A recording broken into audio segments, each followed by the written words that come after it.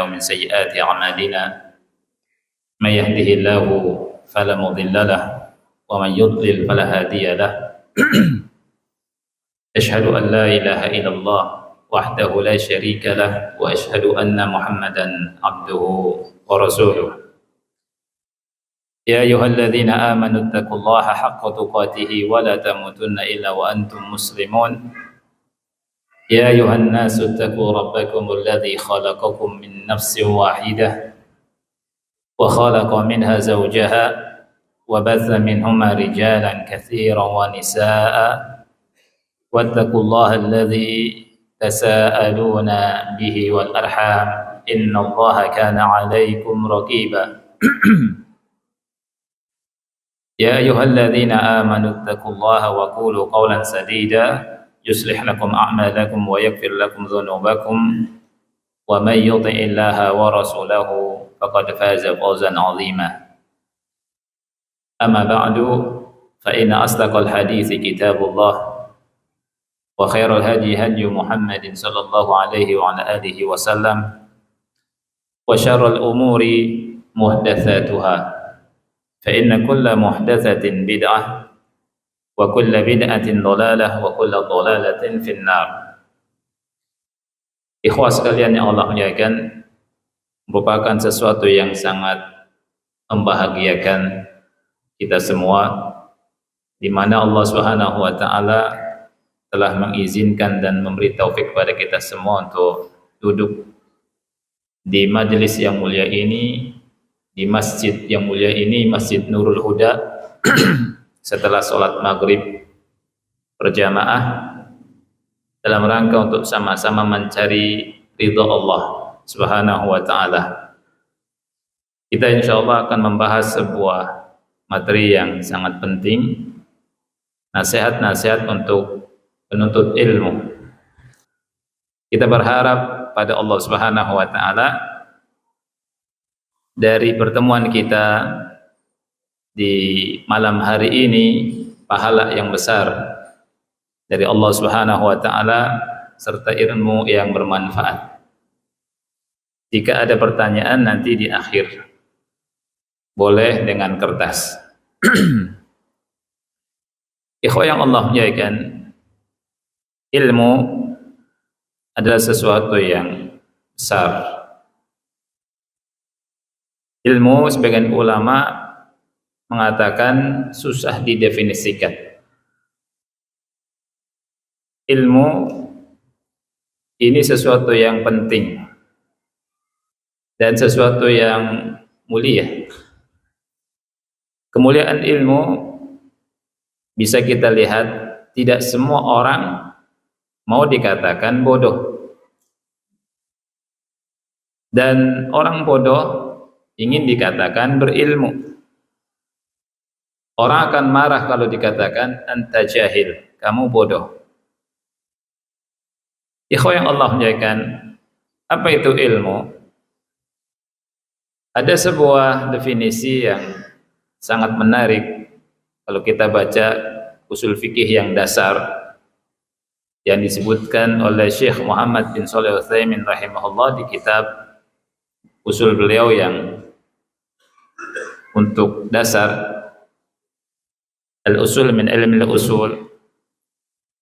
Beliau mengatakan definisi ilmu adalah idraku syai'i ala ma huwa alaihi idrakan jaziman. Ya. Ilmu itu mengetahui sesuatu sesuai dengan hakikatnya, dengan pengetahuan yang seutuhnya, yang jazim, yang pasti, yang kuat. Kalau kita lihat definisi ini, kita mendapatkan faedah besar. Jadi kalau tidak sesuai dengan apa yang disebut di sini, maka bukan ilmu. Yang pertama, mengenal sesuatu, mengetahui sesuatu. Contoh, ada seseorang ketika ditanya, kapan perang Badar? Dia bilang, perang Badar tahun 2 Hijriah. Betul atau salah? Jawabnya betul. Karena memang perang Badar tahun 2 Hijriyah. Ala haqiqatihi, sesuai dengan kenyataannya. Jadi ilmu itu idrakus syai', mengenal sesuatu, memahami sesuatu ala haqiqatihi, sesuai dengan hakikatnya. Pas. Kalau orang ditanya kapan perang Badar terjadi, dia jawab ana la adri. Saya tidak tahu. Kalimat yang keluar dari ucapannya saya tidak tahu menunjukkan dia tidak mengetahui sesuatu. Orang yang tidak mengetahui sesuatu tidak dikatakan berilmu. Orang yang tidak berilmu dikatakan jahil, bodoh. Tapi ketika seseorang mengatakan saya tidak tahu, saya jahil, ini namanya bodohnya dengan disebut dengan jahlun basit. Jahlun basit. Ada orang sok tahu, ya, ditanya kapan perang Badar terjadi, dia jawab perang Badar itu tahun 3 Hijriyah. Tahun 3 Hijriyah. Dia mengetahui sesuatu dengan pengetahuan yang keliru. Dan ini salah. Karena menyelisihi hakikat kapan perang Badar terjadi. Yang kita tahu semua bahwa perang Badar terjadi tahun berapa Hijriyah? 2 Hijriyah. Nah, orang yang mengetahui sesuatu tidak sesuai dengan hakikatnya, orang ini adalah orang yang bodoh, tetapi bodohnya tidak basit. Disebut jahlun murakkab. Jahil murakkab. Jahilnya jahil kuadrat. Jahil kuadrat. Dan antara jahil basit dengan jahil kuadrat, mending mana? Ngerti bahasa mending ya? Mesti mending jahil basit, karena dia tahu kalau dia bodoh. Yang bahaya adalah orang yang tidak punya ilmu merasa berilmu. Namanya jahil murakkab. Dan ini banyak. Ini bahaya. Kesesatan, kemudian kesalahan yang ada di tengah-tengah umat, di antara penyebabnya karena apa? Orang yang jahil tidak punya ilmu berbicara tentang agama. Jahilnya jahil murakkab. Ada sebuah kitab yang bagus yang ditulis oleh Syekh Bakar Abu Zaid yang berjudul At-Ta'alum. At-Ta'alum. At-Ta'alum itu kalau diterjemahkan dalam bahasa Indonesia artinya sok pinter, sok tahu. Beliau sebutkan beberapa contoh kisah orang yang sok tahu di buku ini. Di antaranya adalah Mufti Al-Khunfashar atau Al-Khinfashar. Al-Khunfashar atau Al-Khinfashar ini orang yang sebuah nama yang tidak ada asal usulnya. Gimana kisahnya? Kisahnya ada orang yang sok tahu, ya, tidak punya ilmu tapi ngajar, tapi berfatwa, nyesatkan orang. Kawan-kawannya tahu kalau dia tidak punya ilmu. Kemudian mereka ingin membongkar kedoknya. Mereka kumpul kawan-kawannya dan mereka menemukan atau membuat satu lafaz yang tidak ada artinya. Kemudian ditanyakan kepada orang ini. Lafadznya adalah Al-Khunfashar. Nah, kemudian dia ditanya, ya fulan, apa arti khunfashar? Orang yang sok tahu ini tanpa ragu-ragu mengatakan, oh, khunfashar itu adalah nabatun thayyibur raihah, yanbutu bi atrafil Yaman. Idza akalatul ibil aqada labanaha. Al-khunfashar adalah tumbuh-tumbuhan yang tumbuhnya di sekitar kota Yaman, negeri Yaman, di pojok-pojok kota Yaman, yang baunya harum.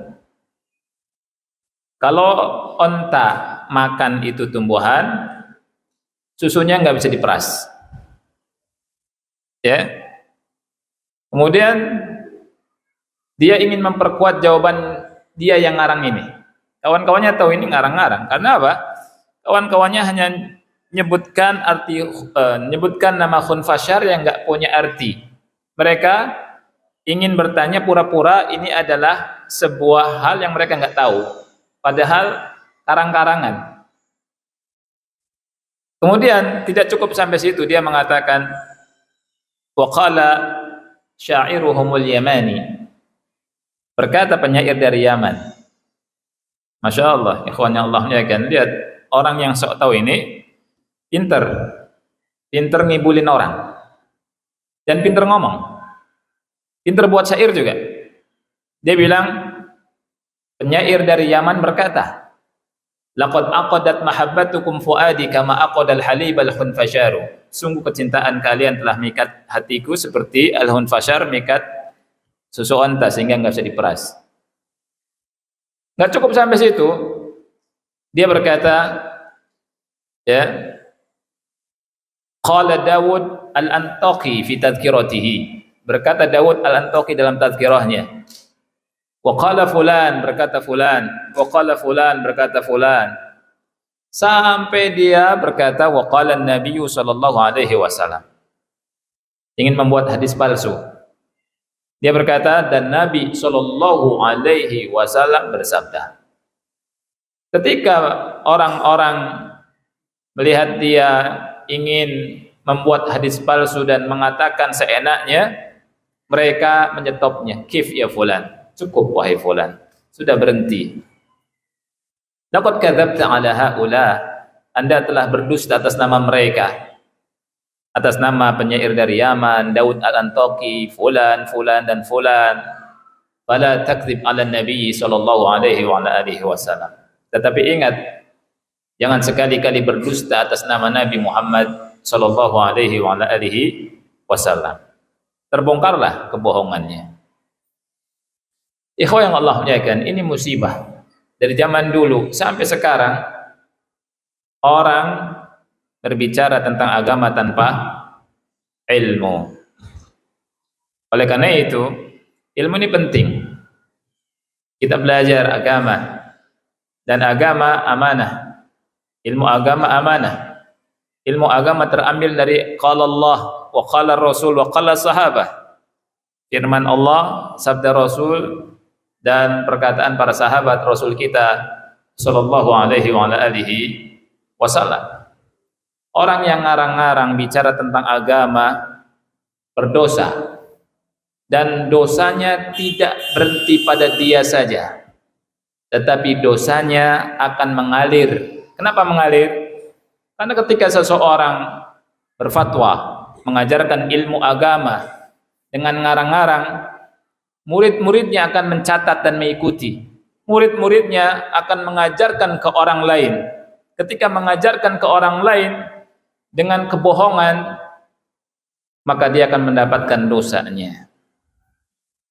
Jadi bukan hal yang sepele berbicara tentang masalah agama. Harus belajar, betul-betul belajar Al-Quran, belajar sunnah, kemudian kita betul-betul memahaminya dengan pemahaman yang benar, pemahaman ahlu sunnati wal jamaah. Ikhwah yang dimuliakan oleh Allah subhanahu wa ta'ala, sebelum saya berbicara tentang pentingnya ilmu, muqaddimah ini juga Anda akan sampaikan tentang bahayanya kebodohan dan bahayanya berfatwa dengan kejahilan. Kebodohan bisa membahayakan diri sendiri, membahayakan orang lain, dan membahayakan umat.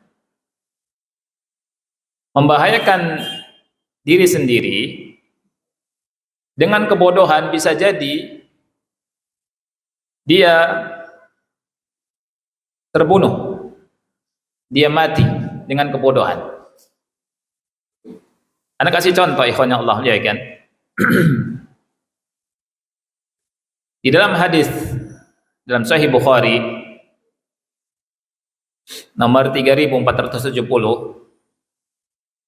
Rasul kita sallallahu alaihi wasallam pernah mengkisahkan, hadisnya dari Abu Sa'id Al-Khudri.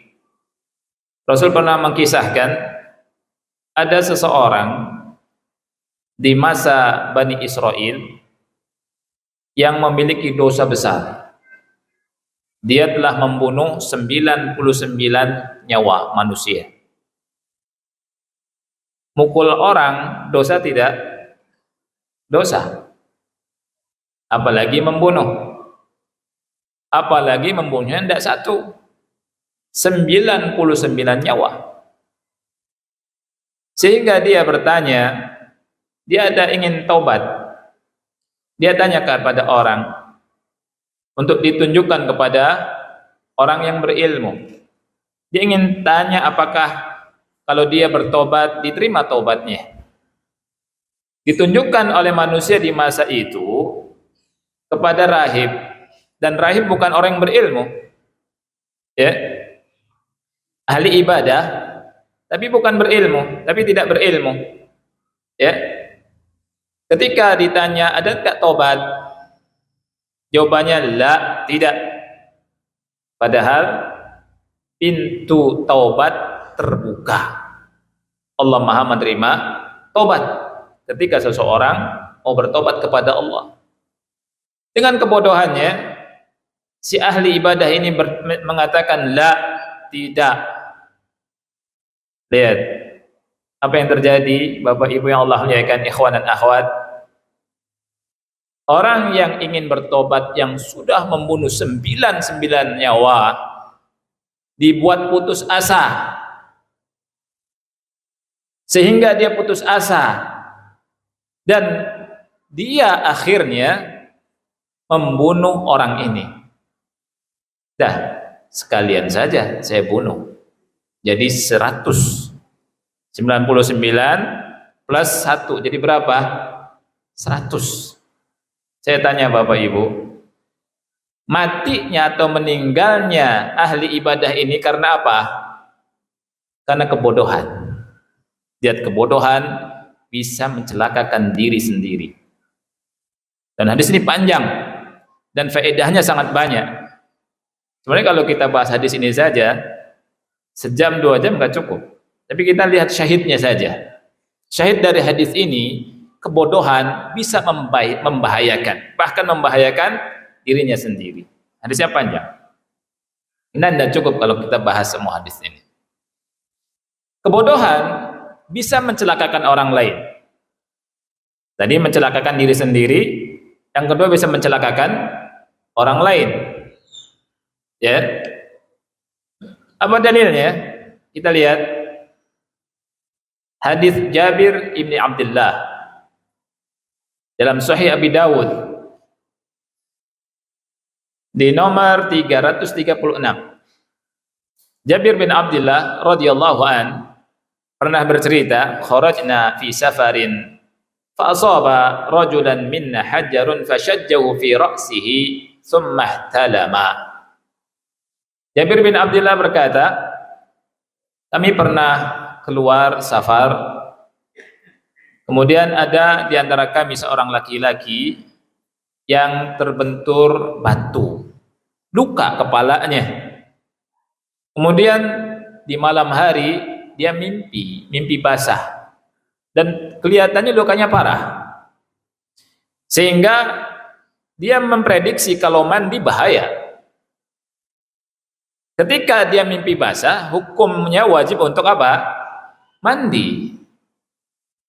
Dari satu sisi dia harus mandi, di sisi yang lain kalau mandi kena luka. Maka dia bertanya kepada sahabat-sahabat yang menemani dia. Kata dia, hal tajiduna li rukhsatan fit tayammum? apakah ada keringanan bagiku untuk tayamum? Kemudian mereka menjawab, ma najidu laka rukhsa wa anta taqdiru 'alal ma'. Tidak ada rukhsah bagi Anda sekiranya Anda mampu untuk menggunakan air. Faktasala famata. Akhirnya dia mandi. Apa yang terjadi? Dia pun mati. Dia mati. Dan matinya kenapa? Fatwa yang salah dari kawan-kawannya yang mengatakan tidak ada rukhsah, nggak ada keringanan, mandi, mati. Falamma qadimna 'ala Nabi sallallahu alaihi wasallam, ketika kami pulang menjumpai Nabi Muhammad sallallahu alaihi wasallam, kata Jabir bin Abdullah, ukhbira bidzalik. Nabi dikasih informasi tentang apa yang terjadi. Apa kata Nabi sallallahu alaihi wasallam? Faqal qatalahumullah. Mereka semua telah membunuh orang ini. Semoga Allah balas mereka. Ala sa'alu idza lam ya'lamu. Tidakkah mereka bertanya kalau tidak punya ilmu? Fa inna mashifa'ul 'ayyi su'al. Sesungguhnya obat dari kebodohan adalah bertanya. Innama kana yakfihi ayyatayammam. Cukup sebenarnya bagi dia hanya bertayamum saja. Lihat Bapak Ibu yang Allah muliakan, kebodohan bisa membunuh orang. Dan berapa banyak orang binasa, orang celaka, orang mati, orang sakit, orang hidupnya sempit gara-gara fatwa yang salah. Ya. Kebodohan bisa membunuh orang lain. Ketiga, kebodohan bisa mencelakakan umat. Apa dalilnya? Hadis dalam Bukhari dari Abdullah ibn Amr. Rasul kita sallallahu alaihi wasallam pernah bersabda, "Innallaha la yaqbidul ilma intiza'an yantazi'uhu minal ibad. Walakin yaqbidul ilma biqabdil ulama." Sesungguhnya Allah tidak begitu saja mencabut ilmu dari hamba. Allah mencabut ilmu dari manusia, dari hamba-hamba itu dengan cara mewafatkan ulama. Kalau ulama meninggal, subhanallah, sebuah musibah besar kalau ada guru kita meninggal, orang yang berilmu meninggal, susah gantinya. Susah gantinya. Kemudian kata Rasul, hatta idza lam yubki 'aliman ittakhadhan nasu ru'usan juhala. Sehingga kalau tidak ada alim, maka manusia mengangkat orang-orang bodoh menjadi pemimpin karena enggak ada orang alim. Apa yang terjadi? Orang-orang bodoh jadi pemimpin. Yang dipimpin rakyat banyak. Fasu'ilu, mereka para pemimpin yang bodoh itu ditanya. Ketika mereka ditanya, fa'aftau, mereka berfatwa. Fatwanya dengan ilmu atau tanpa ilmu? Karena bodoh, kata Rasul, fa'aftau bi ghairi ilm. Mereka menjawab, mereka berfatwa tanpa dasar ilmu. Apa yang terjadi?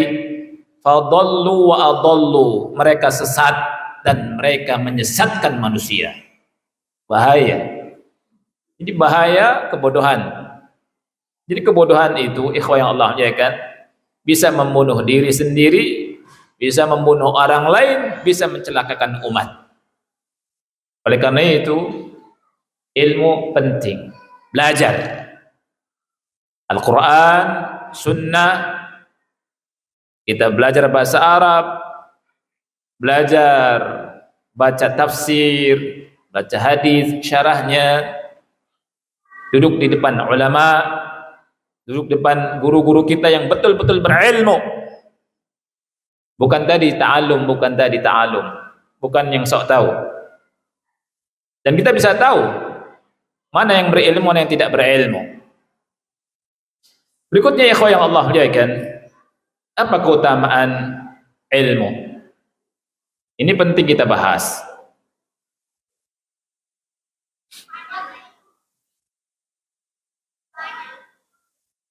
Ilmu memiliki banyak keutamaan.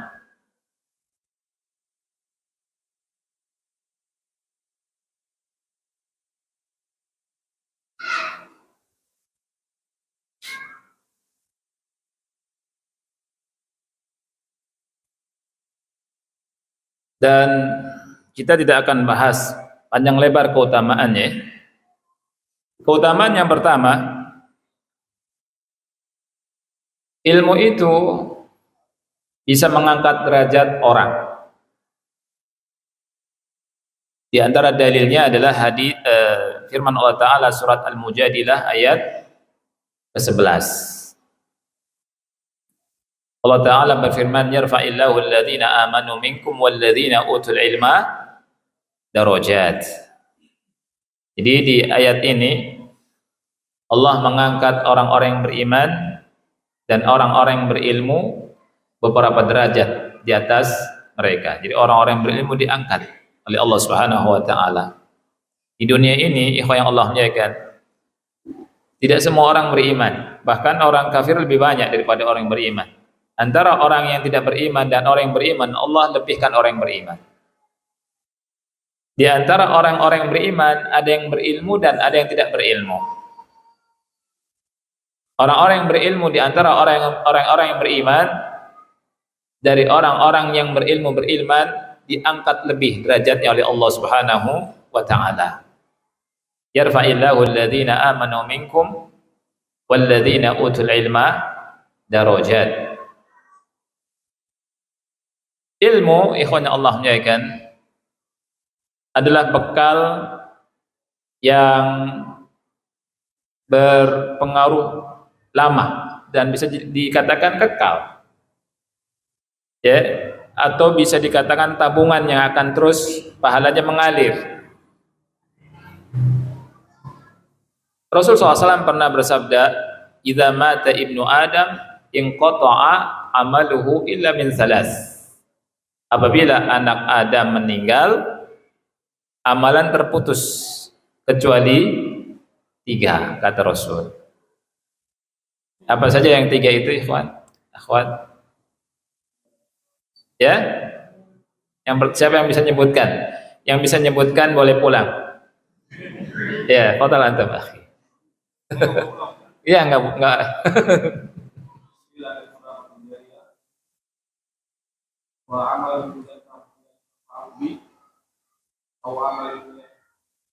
Shadaqah jariyah, betul. Ilmu yang manfaat. Masya Allah. Ahsant, barakallahu fiik. Jadi Rasulullah SAW menghabarkan ketika kita anak Adam meninggal, kita pasti meninggal, Bapak Ibu. Saya tanya, apakah di antara kita ada yang meyakini bahwa kita ini akan hidup kekal? Ya? Atau kita akan mati, meninggal? Jawabannya kita semua pasti meninggal. Pasti itu. Bahkan Rasulullah SAW menghabarkan umur umat Islam itu lebih pendek daripada umur umat-umat sebelum Nabi Muhammad SAW. Rasul bersabda, "A'maru ummati ma baina sittina ila sab'in." Umur umatku berkisar antara 60 sampai 70 tahun. Wa qalla may yajuzu dzalik, kata Rasul. Dan sedikit orang yang melampaui umur itu, sedikit. Berkisar 60-70. Nah, Rasul bersabda, "Idza mata ibnu Adam inqata'a 'amaluhu illa min salas." Apabila anak Adam meninggal, terputus amalnya kecuali 3.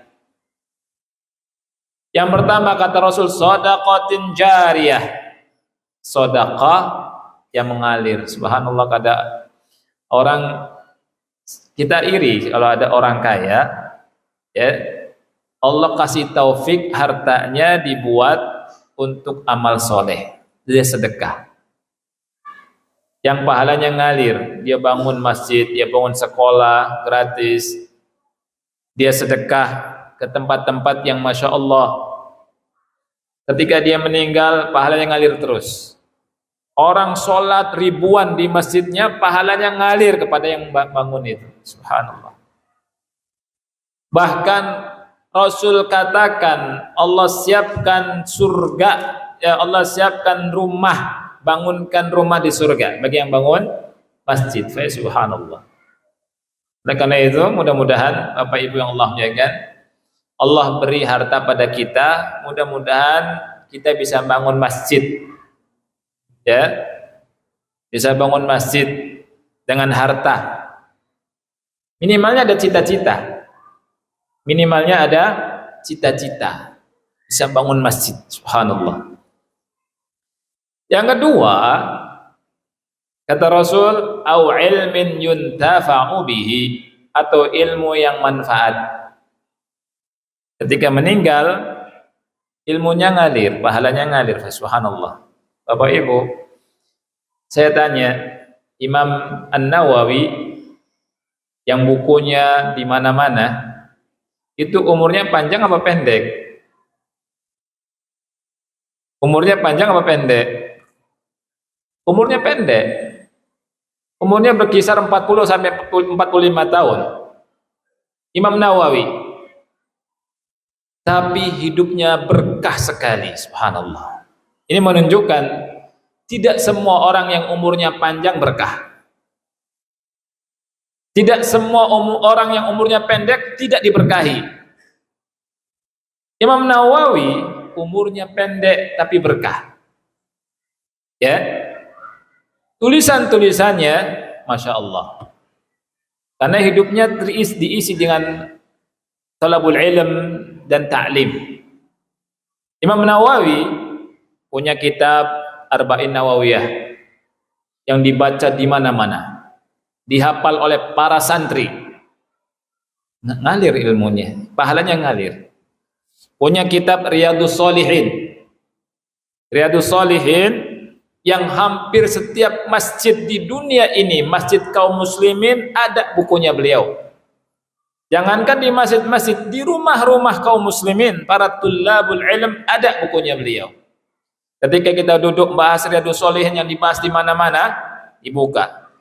Qala al-Imam Nawawi, berkata Imam Nawawi rahimahullah, kita sebutkan apa? Rahimahullah, semoga Allah merahmatinya. Ribuan orang doakan dari dulu sampai sekarang, sampai waktu yang tak terhingga. Pahalanya ngalir tidak? Ngalir, subhanallah. Imam Nawawi, ya, belum masuk adzan ya, belum. Jadi ilmu bermanfaat, subhanallah, walaupun umurnya pendek. Jadi tidak semua orang yang umurnya pendek tidak berkah, ya. Begitu juga orang yang Masya Allah badannya sehat, kemudian merasa berkah, tidak semua yang sehat berkah.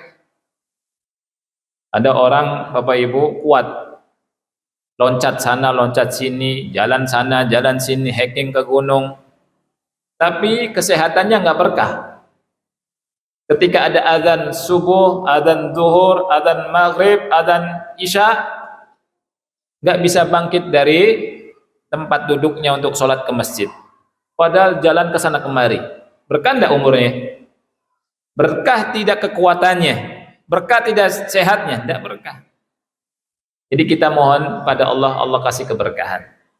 Nah, berbicara ikhwan fillah tentang keutamaan ilmu sangat-sangat banyak sekali. Di antaranya Rasulullah SAW bersabda, "Man yuridillahu bi khairan yufaqihu fiddin." Barang siapa yang Allah inginkan kebaikan pada seseorang, Allah jadikan dia paham tentang agamanya.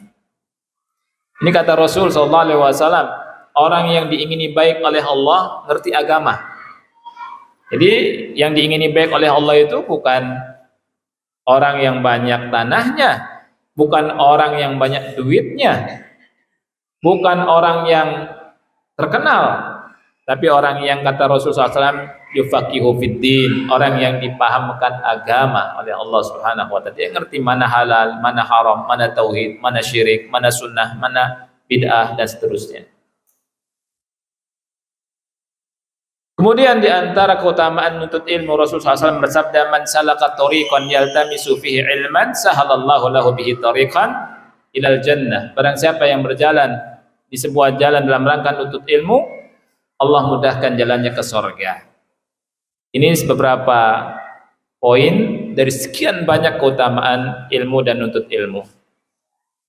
Ikhwah yang dimuliakan oleh Allah Subhanahu wa taala, dalam kesempatan yang mulia ini kita akan bahas tentang nasaih berikutnya, nasihat-nasihat dari para ulama kepada kita semua, khususnya kepada pembicara, ya. Nasihat para ulama kepada para penuntut ilmu. Kita tahu ilmu sangat mulia.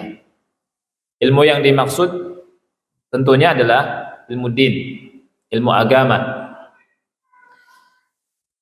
Nasihat para ulama yang pertama adalah kita hendaknya mengikhlaskan niat ketika menuntut ilmu. Karena ilmu merupakan seutama-utama kurbah, seutama-utama ibadah yang seseorang bisa mendekatkan dirinya kepada Allah Subhanahu wa taala. Dan ilmu merupakan sebab kemuliaan di dunia dan di akhirat. Oleh karena itu, hendaknya orang yang nuntut ilmu harus mengikhlaskan niat karena Allah Subhanahu wa taala. Dalilnya adalah sebuah hadis yang dikeluarkan oleh Abu Dawud dengan sanad yang hasan dari Nabi sallallahu alaihi wasallam. Beliau bersabda, "Man ta'allama ilman," barang siapa yang belajar ilmu, "mimma yubtagha bihi wajhullah," dari apa-apa yang hendaknya dia belajarnya untuk mencari wajah Allah, "la yata'allamuhu illa liyusiba 'aradan minad dunya," ternyata dia tidak belajar melainkan niatnya untuk mendapatkan kesenangan dunia, "lam yajid arfal jannati yaumal qiyamah," maka dia tidak akan mencium, tidak akan mendapatkan bau surga di hari kiamat. Jadi ngeri sekali. Oleh karena itu, bagi kita semua para penuntut ilmu, ketika kita mau duduk di majelis ilmu, kita koreksi niat kita. Apakah niatnya itu untuk dikatakan sebagai orang yang berilmu oleh manusia, supaya manusia menghormati, atau kita ingin mencari wajah Allah, ridha Allah, pahala dari Allah? Kita berniat untuk menghilangkan kebodohan dari diri kita dan dari diri orang lain. Ini penting sekali. Jadi nasihat para ulama kita, kalau kita belajar, niatkan ikhlas karena Allah Subhanahu wa taala.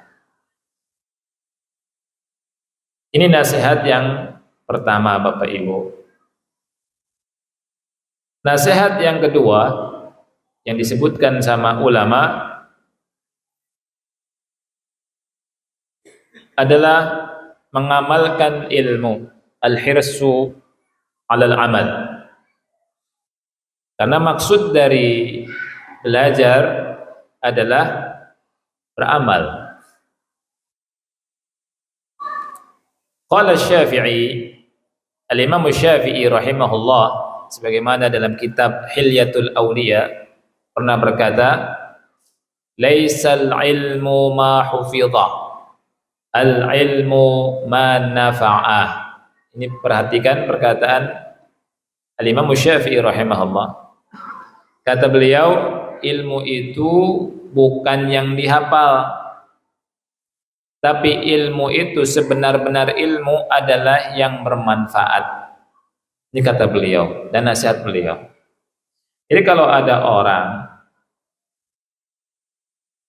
hanya ngapal ilmu, kemudian tidak terlihat dalam amalnya, kesehariannya, malah jauh dari ilmu, ini bahaya, celaka bagi dia. Kata Imam Syafi'i, laisal ilmu ma hufidha. Ilmu itu bukan yang dihafal, tetapi kata beliau, ilmu itu manafa'ah. Ilmu itu yang memberikan manfaat. Dan manfaat yang pertama kali tentunya adalah untuk dirinya dulu sebelum orang lain. Dia amalkan. Ketika Allah Subhanahu wa taala perintahkan untuk bertauhid, dia bertauhid. Ketika Allah Subhanahu wa taala perintahkan untuk salat, puasa, birrul walidain, cari nafkah untuk keluarga, dia amalkan. Ketika Allah perintahkan kita untuk ikuti sunnah Rasul, kita ikuti sunnah Rasul. Ati Allah wa atiur Rasul. Taat sama Allah dan taat sama Rasul. Kita baca Rasul katakan nggak boleh makan minum dengan tangan kiri. Nah, kita umat Islam makan minum dengan tangan kanan. Praktekkan makan minum dengan tangan kanan. Sunnah-sunnah Rasul kita kerjakan. Nah ini ikhwah yang Allah muliakan, ilmu itu kata Imam Syafi'i manfa'ah, yang bermanfaat. Ya. Ketika kita hafal hadis khairukum man ta'allamal Qur'ana wa 'allamahu, sebaik-baik kalian adalah orang yang belajar Al-Qur'an dan mengajarkannya. Kita tahu hadis ini, kita hafal, kita belajar, kita praktekkan hadis ini. Subhanallah Bapak Ibu, ada seorang tabi'in bernama Abu Abdurrahman As-Sulami rahimahullah. Beliau belajar Al-Quran dari Abdullah bin Mas'ud, dari Utsman bin Affan. Habis itu duduk di salah satu masjid di Kufah selama 40 tahun. 40 tahun. Bukan 4 hari. Bukan juga 4 minggu. Tapi 40 tahun. Dan ketika ditanya, bertahannya dia, bersabarnya dia mengajarkan Quran 40 tahun di masjid itu, ternyata ngamalkan hadis tadi. Dan di antara perawi hadis tadi beliau. Hadis khairukum man ta'allamal Qur'ana wa 'allamahu. Sebaik-baik kalian adalah orang yang belajar Al-Qur'an dan mengajarkan Al-Qur'an.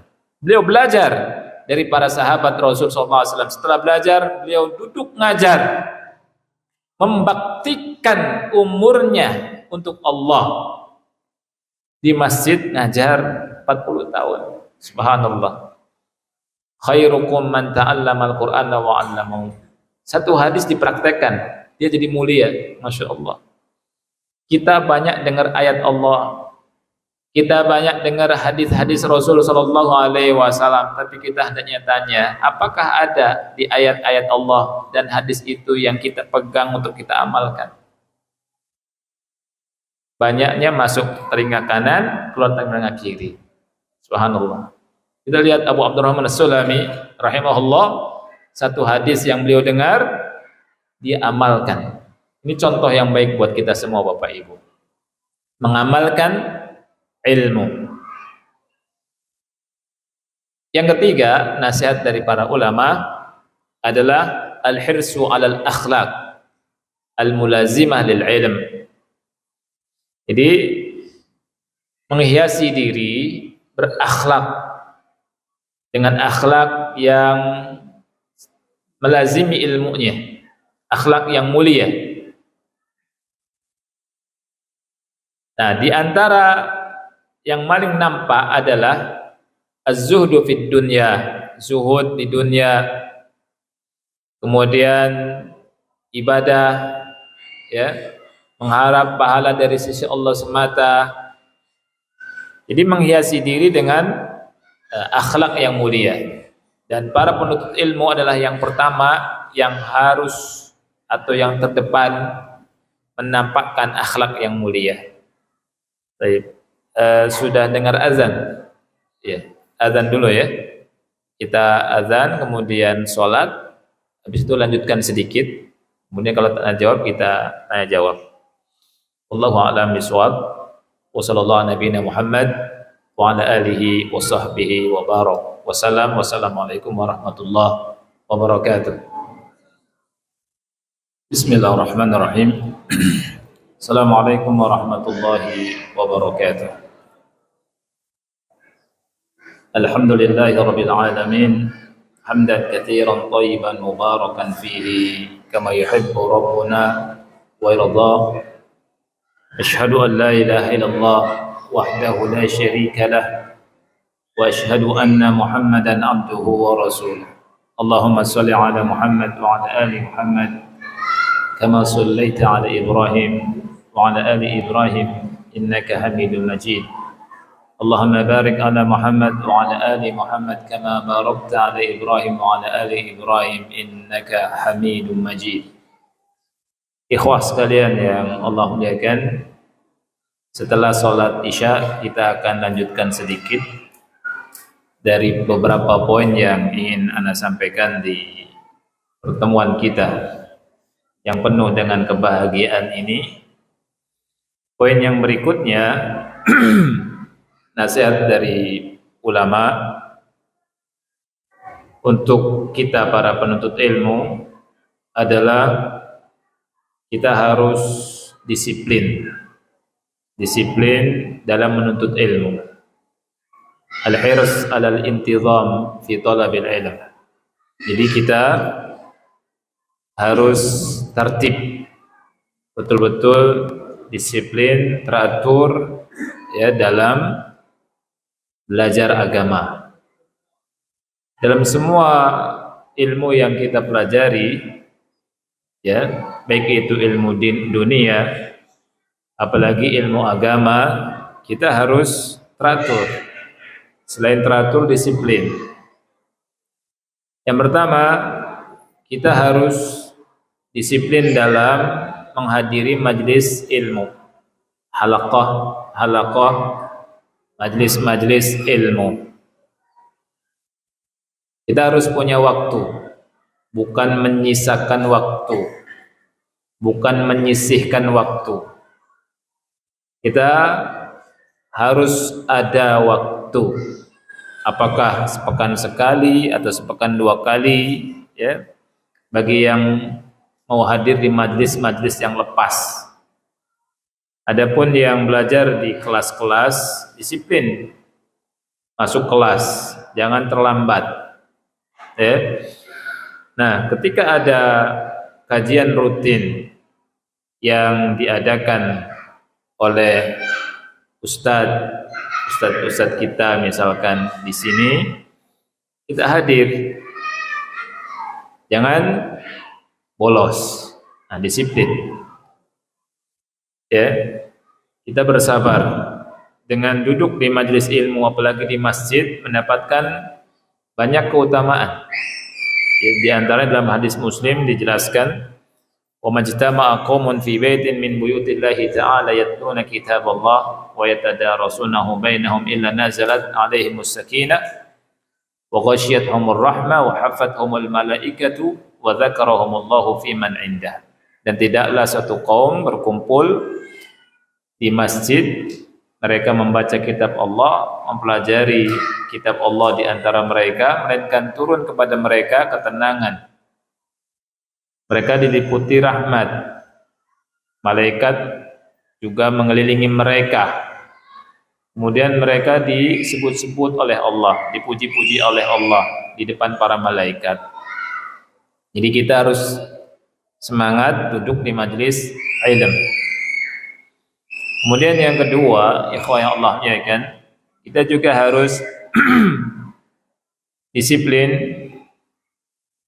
ya, ketika belajar, tertib dalam belajar ilmu. Ulama menasihati kita, fayabda bisigharil ilmi qabla kibarihi. Jadi belajar itu bertahap. Ilmu yang sighar dulu, yang kecil-kecil dulu, sebelum yang besar-besar. Makanya ulama Rabbani itu dijelaskan sama para ulama yang dimaksud dengan Rabbani adalah orang yang mengajarkan sighar ilmu yang kecil-kecil dulu sebelum gede-gede. Misalkan kita mau belajar hadis,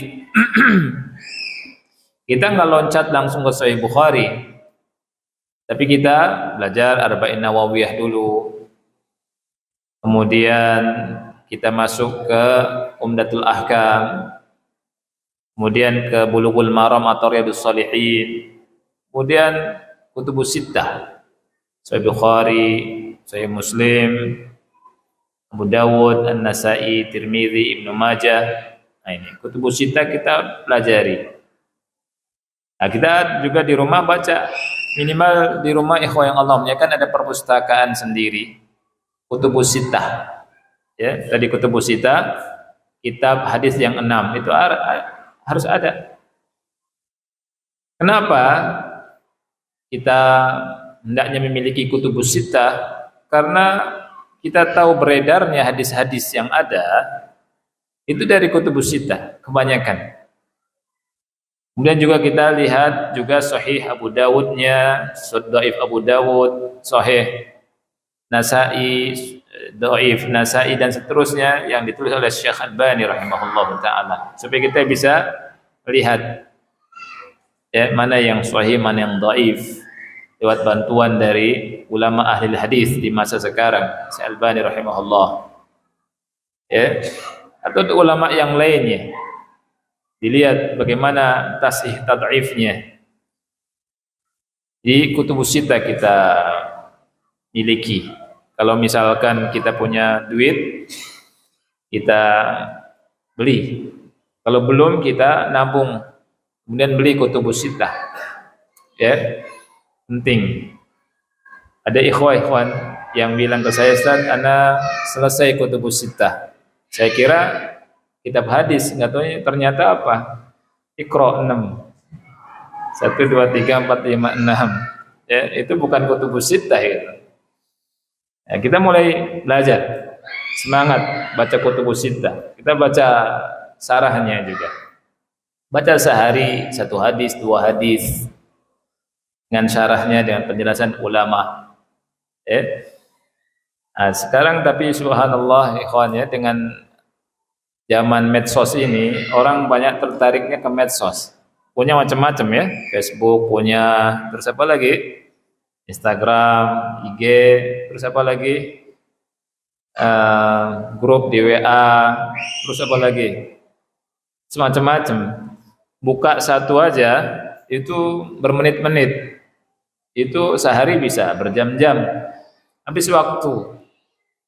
Ya, tidak dilarang kita punya grup. Ya, tapi seperlunya. Nah, kita baca hadis-hadis. Harus tertib. Ya. Belajar tauhid juga demikian, ada tertibnya. Belajar nahwu juga demikian. Ya, Syekh Bakar Abu Zaid di kitab Ihliyatul Talibil Ilm beliau sebutkan untuk belajar nahwu, Jurmiyah dulu, kemudian Mulhatul I'rab, masuk ke Qatrun Nada, masuk ke Alfiyah. Jadi ada tahapannya. Ya. Orang yang ngajar silat kan belum kalau orang itu belum tahu kuda-kuda, belajar kuda-kuda dulu sampai nanti dapat sabuk hitam. Ada tahapannya. Ya, nggak mungkin orang yang baru belajar dikasih jurus sekian, kan nggak mungkin. Jadi ada tahapannya. Nah, begitu juga belajar ilmu agama. Dan semua ilmu ada. Semua ilmu ada. Ya. Orang yang belum mengerti silat sudah dipelajari salto. Ya. Saya pernah dengan salah satu guru ana ya, dari Sudan itu ke Indonesia ngajar ilmu agama, waktu itu ngajar hadis. Itu salah satu kita ngajari dia salto. Ini kata guru saya, ini bukan Robani ini. Saya nggak bisa apa-apa, diajari dulu. ya, gimana kakinya supaya kuat, tangannya supaya kuat. Nah, itu. Kan saya ngajarkan ilmu agama ke kalian juga bertahap. Nah, dia bilang seperti itu. Masya Allah. Jadi memang belajar nasihat ulama itu bertahap. Buka majelis, ya. Kalau belum bisa baca Quran, belajar Iqra dulu. Belajar Iqra pelan-pelan, kemudian baca dikit-dikit, kemudian belajar tajwidnya, kemudian selesaikan Al-Quran satu Quran. Jadi kita belajar bertahap. Kemudian juga disiplin ketika belajar sama guru. Ya. Kebanyakan kita atau banyak di antara kita itu guru seperti makanan. Ya, banyak di antara kita ngicip-ngicip. Tahu ngicip. Mau tahu ustadz ini gimana, ustadz itu gimana, ustadz ini gimana. Belajarnya enggak enggak fokus. Nah, kalau kita punya guru di sebuah tempat, misalkan di sini, ya, ada guru kita belajar sama beliau, ya, ada Ustadz Arceri, ada Akmal, Ahsan Akmal, misalkan ngajar bahasa Arab, ngajar tauhid, belajar sampai selesai, ya. Jadi kita pegang guru kita. Jangan belum selesai pindah ke yang lain, ya. Mau ngicipin guru ini gitu. Ini enggak jadi-jadi. Ya. Nah, fenomena sekarang di sebagian tempat ikhwan, ya. Itu ada pengajian gurunya ganti-ganti. Ini kurang bagus. Ya, kalau untuk sesekali bagus, ya, bagus untuk membuat orang semangat. Tapi kalau tidak runut, ya, ini tidak dapat ilmunya. Nah, itu. Beda ketika pengajiannya runut. Gurunya ajarkan semua, misalkan Iqra dulu, bahasa Arab, kemudian kalau mau akidah usul salasa, qawaidul arba, qasus syubhat, kitabut tauhid, urut. Ya. Belajar hadis juga demikian, urut. Sampai selesai dari guru itu dapat ilmu. Nah, ini yang dapat ilmu, ya. Ini nasihat ulama. Kalau kita ingin kuat ilmu kita. Kemudian juga nasihat yang disebutkan sama ulama kita, ikhwan Allah jadikan, adalah hendaknya kita betul-betul memilih guru yang lurus akidahnya. Kemudian ibadahnya juga bagus, akhlaknya juga bagus. Jangan sembarangan. Al-Imam Al-Bukhari rahimahullah pernah berkata, "Katabtu an alfi nafarin minal ulama wa ziyadah.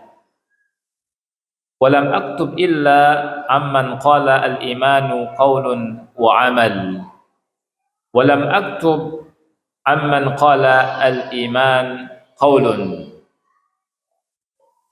Bukhari berkata, aku menulis, artinya dia mengambil ilmu dari lebih dari 1000 ulama.